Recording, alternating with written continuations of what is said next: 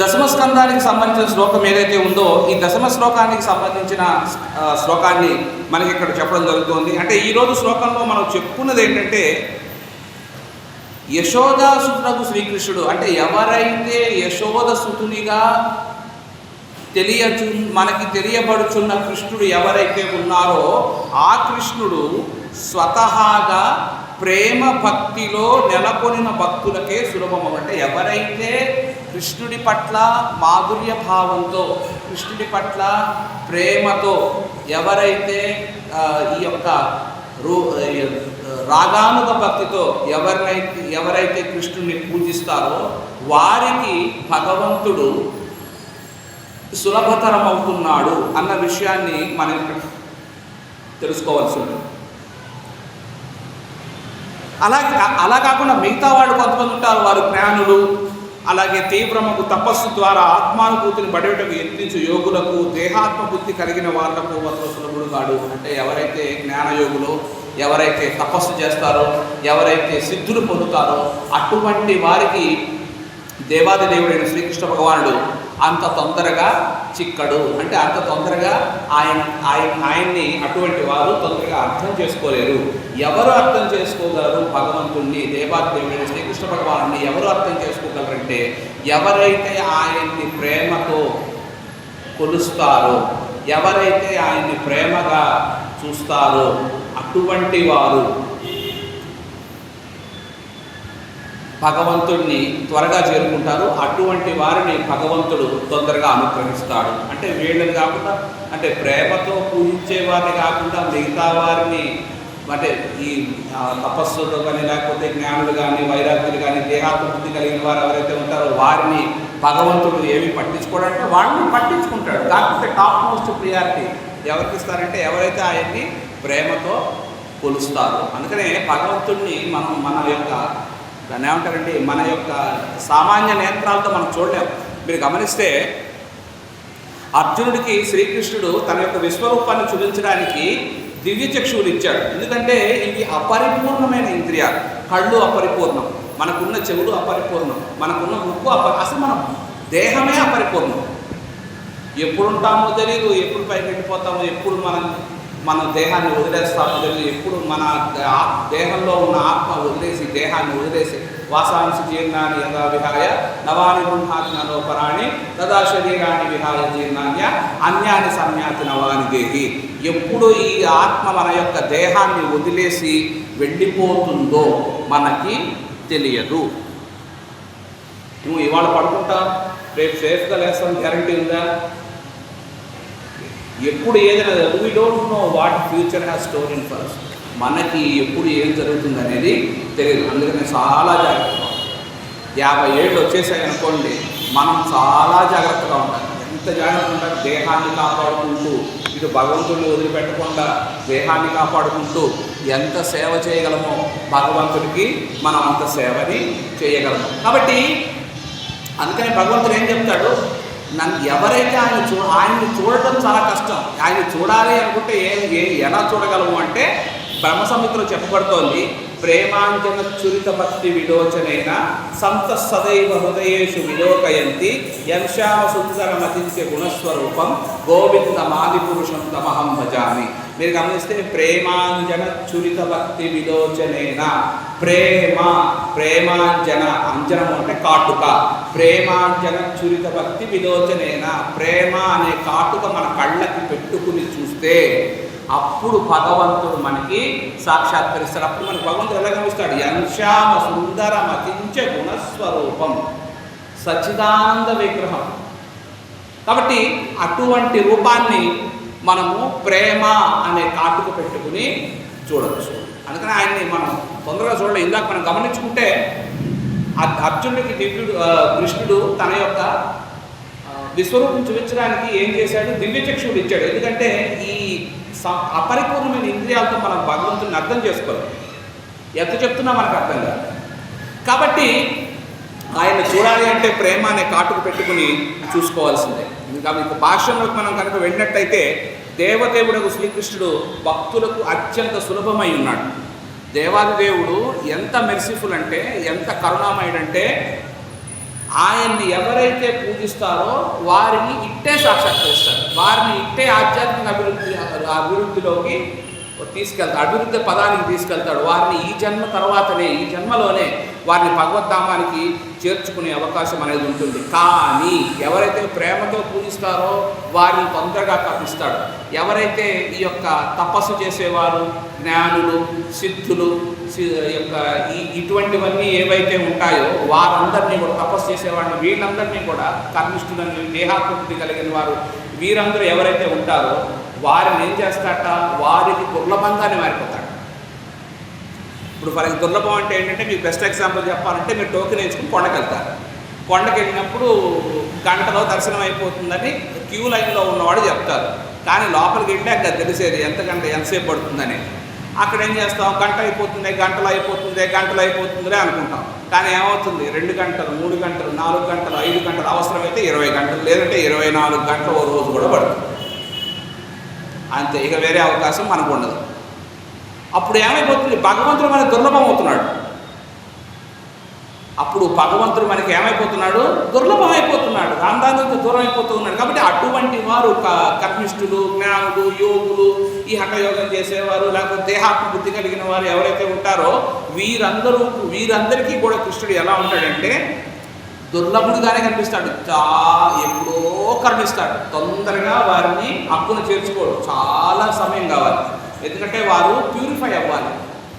ప్రతి వారు ప్యూరిఫై అవుతారు. వాళ్ళ హార్ట్స్ ఎప్పుడైతే ప్యూరిఫై అవుతాయో, ప్యూరిఫై అయ్యి భగవంతుని పట్ల ఈ యొక్క ప్రేమ భావాన్ని చూపిస్తారో, అప్పుడు వారికి భగవంతుడు చాలా తొందరగా సాక్షాత్కరిస్తాడు, వారిని తొందరగా ఉద్ధరిస్తాడు అనేసి ఇక్కడ మనకి చెప్పడం జరుగుతుంది. అంటే దీన్ని మనం ఎక్కువగా చెప్పుకోవడానికి, అంటే అర్థమయ్యేట్టుగా చెప్పుకోవడానికి ఉదాహరణ ఏం చెప్పబడుతుందంటే, శ్రీమద్ భగవద్గీత అధ్యాయం 4 శ్లోకం 11లో మనకి ఏం చెప్పబడిందంటే, ఏ యదామాం ప్రపద్యంతే తాం తదైవ భజామ్యహం మమవర్త్మానువర్తంతే మనుష్య పార్థశర్వశః. జీవులు ఏ విధముగా నన్ను అర్థం చేసుకోవాలని కోరుకుంటారో నేను వారికి ఆ రకంగానే అర్థమయ్యి వాళ్ళని అనుగ్రహిస్తాను అంటున్నాడు. అంటే ఇప్పుడు మీరు భగవంతుణ్ణి రూపసహితునిగా, ఆయనకి రూపం ఉంది అనుకుని మీరు ప్రేమతో పూజించారనుకోండి, ఆయన కూడా మిమ్మల్ని అలాగే దగ్గర తీసుకుంటాడు. లేదు, ఇప్పుడు బయట మనం కొంతమంది చెప్తూ ఉంటారు, భగవంతుడికి రూపం లేదు, ఆయన కేవలం ఒక జ్యోతి మాత్రమే. ఏమండి, అలా అనుకుని నీవు భగవంతుణ్ణి ప్రేమతో పూజించకుండా కేవలము ఈ యొక్క కర్మకాండలతోనో లేకపోతే ఈ యొక్క జ్ఞానకాండతోనో ఆపేశారనుకోండి, మీకు భగవంతుడు అలాగే అర్థం అవుతాడు. వారు ఎవరిని ఎక్కడ పెట్టాలో వారిని అక్కడే పెడతాడు కృష్ణుడు. మీరు ప్రేమతో, ప్రేమ అనే కాటుక పెట్టుకుని మీరు చూడగలరా, మిమ్మల్ని చూస్తాడు.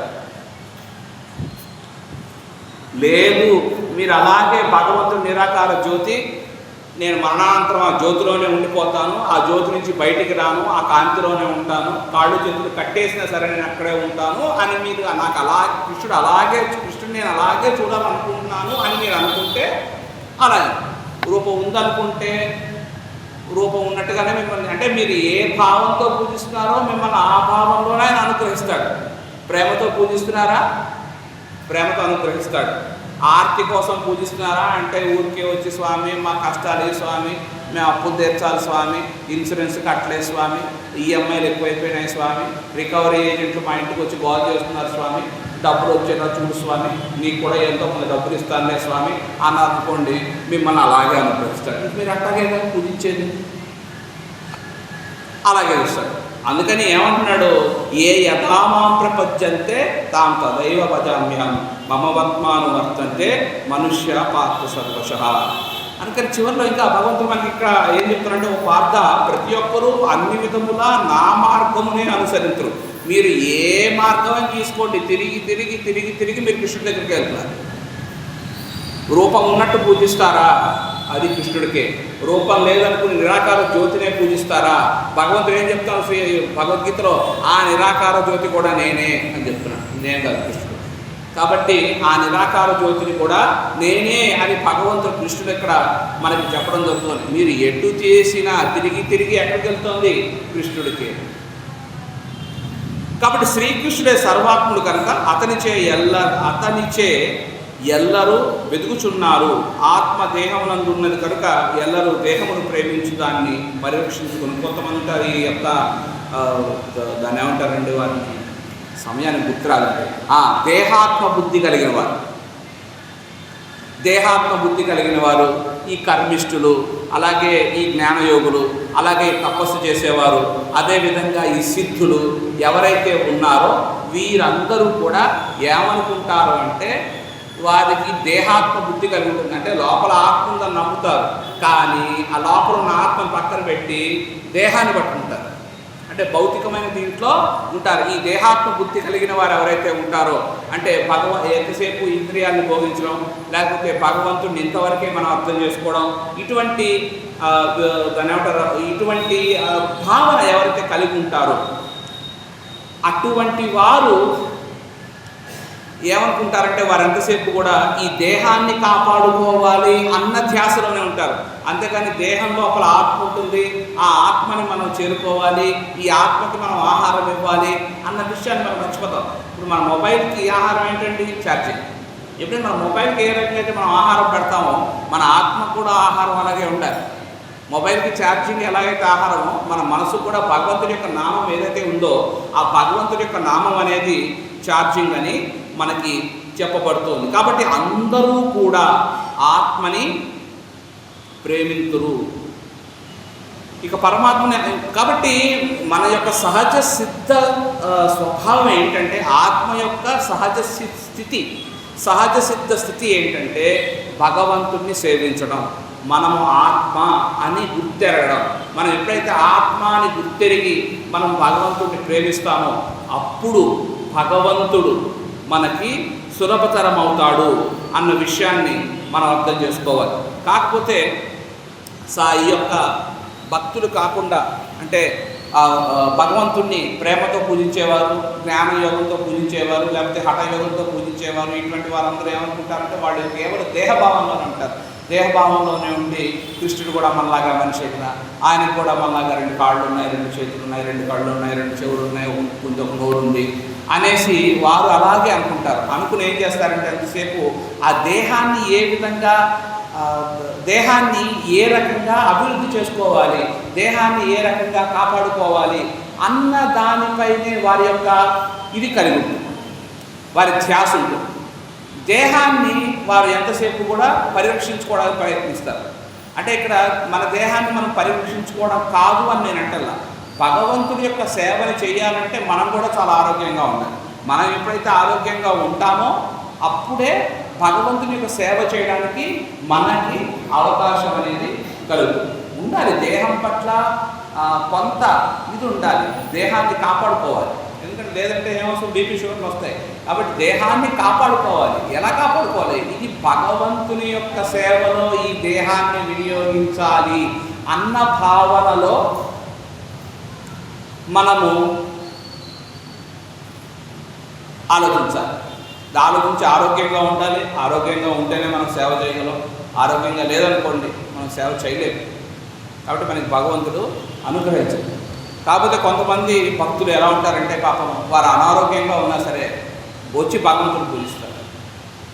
అనారోగ్యంగా అంటే దాని మీనింగ్ ఏంటంటేనండి చేయాల్సిన ఓపిక ఉండదు, కానీ కృష్ణుడి కోసం ఆ ఓపిక తెచ్చుకుంటారు. ఆ ఓపిక తెచ్చుకుని చక్కగా చేస్తారు. ఇప్పుడు మన ఊళ్ళో సెల్వి మాతాజీ ఆవిడికి ఓపిక లేకపోయినా ఆ ఓపిక తెచ్చుకుని పైనుంచి కిందకి దిగి మళ్ళీ ఆటల్లోకి వెళ్ళి చక్కగా సేవ చేసి భగవంతుని సంతృప్తిపరుస్తారు. అది అటువంటి భక్తులకి భగవంతుడు ఇచ్చే వరం ఏంటంటే వారికి ఆ ఓపికని భగవంతుడు ప్రసాదిస్తారు. ఆ ఓపికతో వారు ఏం చేస్తారంటే భగవంతుడిని పూజించడానికి వారు ఎప్పుడూ కూడా నిరంతరం కృష్ణుని ఎలా పూజించాలి, కృష్ణుడికి ఏ రకంగా డ్రెస్ వేయాలి, కృష్ణుడికి ఏ రకమైన వంటలు చేసి పెట్టాలి, లేకపోతే భగవంతుడికి ఏ రకమైన పూలు పెట్టాలి, ఈ పూలు పెడితే బాగుంటుంది, ఈ ప్రసాదం చేసి పెడితే బాగుంటుంది, లేకపోతే ఈ డ్రెస్ వేస్తే, ఈ వస్త్రాలు భగవంతుడు ధరింపజేస్తే బాగుంటుంది, లేదంటే భగవంతుడి కోసం ఈరోజు ఈ కీర్తన చేస్తే బాగుంటుంది. ఈ భగవంతుడు ఎప్పుడు కూడా వారిని, భక్తులు ఎప్పుడు కూడా భగవంతుడిని ప్రేమతో పూజించడానికి ప్రయత్నిస్తూ ఉంటారు.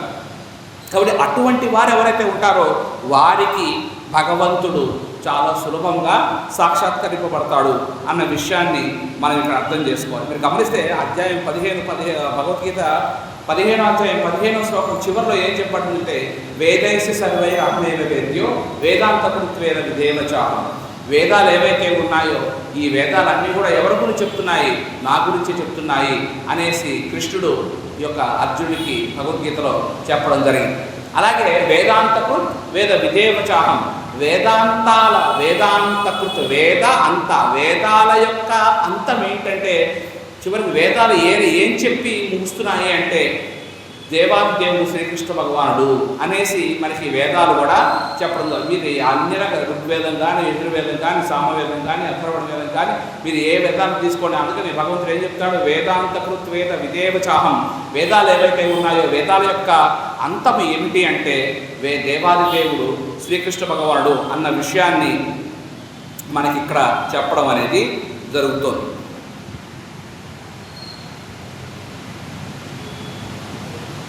అలాగే కానీ ఇక్కడ ఈ యొక్క ఎవరైతే ప్రేమతో భగవంతుణ్ణి పూజిస్తారో వారు భగవంతునితో ఒక ప్రత్యేకమైన సంబంధాన్ని కలిగి ఉంటారు.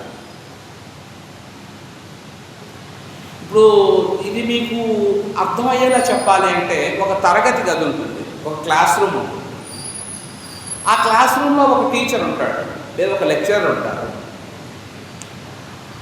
ఆ టీచర్ అందరికీ సమానంగా పాఠం చెప్తారు. ఆ టీచరు లేకపోతే ఆ లెక్చరర్, ఆ తరగతి గదిలో ఉపాధ్యాయుడు అందరికీ సమానంగా పాఠం చెప్తాడు. బాగా చదివేవాడికి అదే పాఠం, బాగా చదివేవాడికి అదే పాఠం. ప్రవచనాన్ని బాగా వినేవారికి అదే ప్రవచనం, ప్రవచనాన్ని సరిగా అర్థం చేసుకునే వారికి అదే ప్రవచనం. అంతా చెప్పిన తర్వాత పరీక్ష పెడతాడు. పరీక్ష పెట్టిన తర్వాత ఫలితాలు వస్తాయి. ఫలితాల్లో ఎవరైతే ఉత్తీర్ణత సాధిస్తారో వారి పట్ల ఆ ఉపాధ్యాయుడికి కొంత సంబంధం ఉంటుంది. క్లాసులో ఎవరైతే బాగా మార్క్స్ తెచ్చుకుంటారో లెక్చరర్స్ కూడా ఏం చేస్తారు? ముందు ఫస్ట్ ప్రిఫరెన్స్ వాళ్ళకి ఇస్తారు. అంటే మిగతా వాళ్ళని వదిలేస్తారా అంటే వదలరు. వీళ్ళకి ఎంత ప్రిఫరెన్స్ ఇవ్వాలో అంత ప్రిఫరెన్స్ ఇస్తూ ఉంటారు. ఆ మిగతా వాళ్ళు ఎవరైతే ఉంటారో వారిని ఏ రకంగా ఉద్ధరించాలో ఆ రకంగా ఉద్ధరించడానికి ప్రయత్నం చేస్తారు. అర్థమవుతుందండి? ఇప్పుడు మనం ఎంతమంది ఉన్నాం, మనలో ఎవరో ఒకరు భగవంతుడిని కాస్త ప్రేమతో పూజిస్తారు, వారితో భగవంతుడు ఎక్కువ సంబంధాన్ని పెట్టుకుని ఉంటాడు. మరి మిగతా వాళ్ళు తోసేస్తాడా అంటే తోయడు. మిగతా వాళ్ళు కూడా ఉత్తరిస్తాడు. కాకపోతే నువ్వు ఆ స్థాయిలో ఉండి వాడినే పూజిస్తున్నావు కదా, నువ్వు నన్ను ఎలా అర్థం చేసుకుంటావో నేను నిన్ను అలాగే అనుగ్రహిస్తాను. కర్మిష్టిగా కర్మకాండ చేసే మనిషిగా నువ్వు నన్ను పరిగణిస్తావా, నీకు అలాగే అర్థం అవుతాను. భగవంతుడిగా నన్ను పరిగణిస్తావా, నీకు అలాగే అర్థం అవుతాను. లేదు ఒక యోగిగా నన్ను అర్థం చేసుకుంటావా, నీకు అలాగే నేను అర్థం అవుతాను. జ్ఞానిగా నన్ను అర్థం చేసుకుంటావా, నీకు నేను జ్ఞానిగానే అర్థం అవుతాను. ఆర్తితో వచ్చి కోరుకుని కోరికలు తీర్చుకున్న తర్వాత నువ్వేడో నీకు నాకు సంబంధం లేదు, నువ్వు వెళ్ళిపోతావా, నీతో నేను అలాగే. అందుకని ఏం చెప్తున్నాడు? నీవు నన్ను ఎలా అర్థం చేసుకుంటావో నేను నీకు అలాగే అర్థం అవుతాను. నువ్వు అర్థం చేసుకునే విధానంలో, మనము భగవంతుడిని అర్థం చేసుకునే విధానంలో ఉంటుంది. అందుకనే భగవంతుడు ఎవరైతే ప్రేమతో ఆయన్ని పూజిస్తారో వారితో ఒక ప్రత్యేకమైన సంబంధాన్ని పెట్టుకుని ఉంటాడు. ఉదాహరణ ఎవరండి భగవంతుడిని బాగా ప్రేమతో కొలిచేవారు? ఏమైనా ఐడియా ఉందా? భగవంతుడిని బాగా ప్రేమతో కొలిచేవారు ఎవరు? వాళ్ళ భక్తులు. కలియుగంలో ఈ భూమండలంలో ప్రేమతో కొలిచే భక్తులు ఎవరైనా ఉన్నారు అంటే వారు గోపికలు, యశోదాదేవి, నందమహారాజు అంటే వ్రజవాసులైన వ్రజవాసులైన బృందావనంలో ఉండేవారు ఎవరైతే ఉంటారో వారందరూ వ్రజవాసులే. వారందరితోనూ భగవంతుడు ప్రత్యేకమైన సంబంధాన్ని కలిగి ఉంటాడు.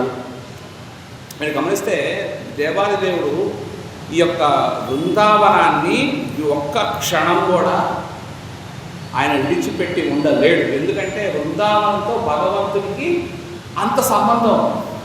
ఆ బృందావనంలో ఉన్న వ్రజవాసులు ఎవరైతే ఉన్నారో ఆ వ్రజవాసులకి అంతే సంబంధం కృష్ణుడితో ఉంటుంది. అందుకని బృందావనం పరిత్యజ్య, శాస్త్రాల్లో మనకి ఏం చెప్పబడిందంటే బృందావనం పరిత్యజ్య పాదమేకం నగచ్చతి. బృందావనాన్ని వదిలి భగవంతుడు ఎప్పుడు వెళ్ళిపోవాలి కోరుకో, అక్కడే ఉంటాడు. ఎందుకంటే ఆయన్ని ప్రేమించే భక్తులు అక్కడ ఎక్కువ ఉంటారు. అంటే ఇక్కడ ఎవరు లేరా తిరుపతిలో అంటే ఉన్నారు. కాకపోతే ఆయన ఎందుకంటే ఆయన యశోద తనయుడిగా, నందమహారాజు యొక్క తనయుడిగా అక్కడ ఉద్భవించాడు కాబట్టి అటువంటి వారు అంటే అక్కడ వ్రజవాసుల్ని భగవంతుడు ఎప్పుడూ కూడా అటువంటి వ్రజవాసులతో భగవంతుడు ఎప్పుడూ కూడా సంబంధాన్ని పెట్టుకుని ఉండడం జరుగుతుంది. కాబట్టి అటువంటి వారిని భగవంతుడు తొందరగా వదిలిపెట్టాడు, వారినే పట్టుకుంటాడు. మనం గమనిస్తే మన ఆచార్యులు, మన గురువర్గంలో ఎవరైతే ఉన్నారో వారందరూ కూడా, స్వామి మహారాజు ఉన్నారు, శ్రీ ప్రభుపాదులు, ఆయన కూడా భగవంతుడిని ప్రేమతో కొలిచిన వారే. నారాయణ మహారాజు ఉన్నారు, ఆయన కూడా భగవంతుడిని ప్రేమతో కొలుస్తున్న వారే. మన ఆధ్యాత్మిక గురువులు, మనకి దీక్ష మనకి ఇనిషియేషన్ ఇచ్చిన గురువులు ఉన్నారు, ఆధ్యాత్మిక గురువులు, వారు కూడా భగవంతుడిని ప్రేమతో కొలుస్తున్నవారే. అలాగే మిగతా ఈ గురు పరంపర ఏదైతే ఉందో ఈ గురు పరంపర అంతా కూడా భగవంతుడిని ప్రేమతో కొలుస్తూ ఉన్నవారే. కాబట్టి అటువంటి వారిని భగవంతుడు ఎప్పుడు కూడా వదిలిపెట్టడు. అటువంటి వారితో భగవంతుడు ఎప్పుడూ కూడా ఒక ప్రత్యేకమైన సంబంధాన్ని కోరుకుని ఉంటాడు. ఎవరితో? ప్రేమతో పూజించిన వారు. మరి వాళ్ళని కాకుండా మిగతా వాళ్ళ పరిస్థితి ఏంటి అన్న విషయాన్ని కూడా మనం ఇక్కడ గమనించినట్టయితే, ఈ సిద్ధులు ఎప్పుడు కూడా ఆచారాలు సిద్ధులు ఎవరైతే ఉంటారో, సిద్ధులు కానీ, కర్మిష్ఠులు కానీ, దేహాభివృద్ధి కలిగిన కానీ, వీరందరూ ఏమంటారు, ఎలా ఉంటారు అంటే వారు భగవంతుడిని కేవలం ఒక యోగిగా చూస్తారు, లేదు వారు ఎప్పుడు కూడా భగవంతుడిని ఒక మనిషిగా చూస్తారు, లేదా భగవంతుడు ఎప్పుడు జ్ఞానం కలిగిన ఒక మునిగా చూస్తుంటారు, లేదా భగవంతుడిని వారు రకరకాలుగా ఊహించుకుంటూ ఉంటారు. కొందరు కృష్ణుని మనిషి అంటారు, కొందరు కృష్ణుని రాజు అంటారు, కొందరు కృష్ణుని దేవుడు అంటారు, మరి కొందరు కృష్ణుడు దొంగ అంటారు, మరి కొందరు కృష్ణుడు మనలాగా పెళ్లి చేసుకున్నాడు సామాన్య మనిషి అంటారు. ఇలాగ రకరకాలుగా అర్థం కృష్ణుడు వాడికి రకరకాలుగా అర్థమవుతుంటాడు. ఎవరికి? దేహాత్మబుద్ధి కలిగిన వారికి, తపస్సులకి, ఈ తపోనిష్ఠులకి, జ్ఞానయోగులకి, వీళ్ళందరికీ. ఎవరైతే భక్తులు ఎవరైతే ప్రేమతో కొలుస్తారో భగవంతుణ్ణి, వారు దాస్యరసంలో ఉన్న భక్తులుగా పరిగణించబడతారు. అంటే వారు దాస్యభావంతో సేవ చేస్తారు భగవంతుడు. అటువంటి వారికి భగవంతుడు చాలా తొందరగా లొంగుతాడు. అంటే మరి జ్ఞానులకి, మిగతా వాళ్ళకి లొంగడా అంటే లొంగుతాడు. కానీ ఎప్పుడైతే మనకి దేహాత్మ బుద్ధి కలిగి ఉంటుందో, అంటే ఇప్పుడు మనం చెప్పుకున్నాం కదా, కర్మిష్ఠులు, జ్ఞానులు, యోగులు అని, ఈ బ్రహ్మ, ఈశ్వరులు, ఇంద్రాది దేవతలు, వీరందరూ కూడా ఆ వర్గానికే. ఎందుకంటే వారు ఏమనుకుంటారంటే వారు కూడా భగవంతుని యొక్క అంశలే, మనము భగవంతుని యొక్క అంశలే. భగవంతుడికి ఉండే లక్షణాలు ఏవైతే ఉంటాయో మనకి ఆ లక్షణాలు ఉంటాయి. కానీ అలాగే కృష్ణుడికి ఏ లక్షణాలు అయితే ఉంటాయో బ్రహ్మకు కానీ అలాగే శివుడికి కానీ అవే లక్షణాలు ఉంటాయి. కానీ వారు ఏమనుకుంటారు, ఆ లక్షణాలు ఉన్నాయి కాబట్టి, భగవంతుడికి ఉండే లక్షణాలు ఉన్నాయి కాబట్టి మేము కూడా ఇదే అనుకుంటారు, మేము పరమాత్మమే అని అనుకుంటారు. అక్కడ వస్తుంది. అర్థమైందండి? కృష్ణుడికి ఉన్న గుణాలు ఏవైతే ఉన్నాయో మనకు ఆ గుణాలు ఉన్నాయి. గుణాలు ఉన్నంత మాత్రాన నేను కృష్ణుడిని కాదు, మీరు గోపికలు కాదు. గుణాలు ఉన్నంత మాత్రాన నేను కృష్ణుడు అయిపోదు. అలాగే ఇప్పుడు ఫర్ ఎగ్జాంపుల్, మీకు బాగా బొమ్మలు గీసే అలవాటు ఉంది, లేదు మీకు బాగా మంచి వంట చేసే అలవాటు ఉంది, కానీ మిమ్మల్ని ఏ స్టార్ హోటల్లో తీసుకోరంటే ఎందుకు తీసుకోరంటే దానికి తగ్గ సర్టిఫికేట్ మన దగ్గర లేదు, దానికి తగ్గ క్వాలిఫికేషన్ మన దగ్గర ఉండాలి. ఇప్పుడు భగవంతుడికి ఉన్న గుణాలు మనకు కూడా కొన్ని ఉన్నాయి, ఉన్నంత మాత్రం మనం భగవంతుడు అయిపోం. అలాగే బ్రహ్మ, అలాగే శివుడు, వీరందరూ కూడా ఈ యొక్క ఉపదేవతలు ఎవరైతే ఉన్నారో కృష్ణుడికి ఉన్న గుణాలు వారికి ఉన్నాయి, కానీ గుణాలు ఉన్నంత మాత్రాన వాడు కృష్ణుడైపోరు అన్న విషయాన్ని వాడు అర్థం చేసుకోవాలి. కానీ అర్థం చేసుకోలేక వాళ్ళు ఏం చేస్తారంటే ఆ గుణాలు మాకు కూడా ఉన్నాయి కదా, ఆయన దేవుడైనప్పుడు మేము కూడా దేవుడిని అనే భావంలో ఉంటారు.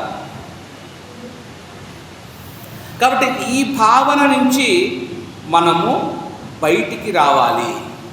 ఈ భావన నుంచి మనం బయటికి రావాలి. ఈ భావన నుంచి మనం బయటకు వచ్చి ఎప్పుడైతే మనం భగవంతుడిని ప్రేమతో కొలుస్తామో అప్పుడు భగవంతుడు మనకి చాలా సులభంగా అర్థమవుతాడు. ప్రేమ భక్తితో కాకుండా ఈ జ్ఞానభక్తితోనో, లేకపోతే దేహాత్మ బుద్ధితోనో, లేకపోతే తపస్సంపన్నంతోనో, తపశ్శక్తితోనో, లేకపోతే మనకున్న సిద్ధులతోనో, వీటితో మనం భగవంతుణ్ణి పూజించాలి అనుకుంటే భగవంతుడి దగ్గరికి వెళ్తాం, కానీ లేట్గా వెళ్తాం.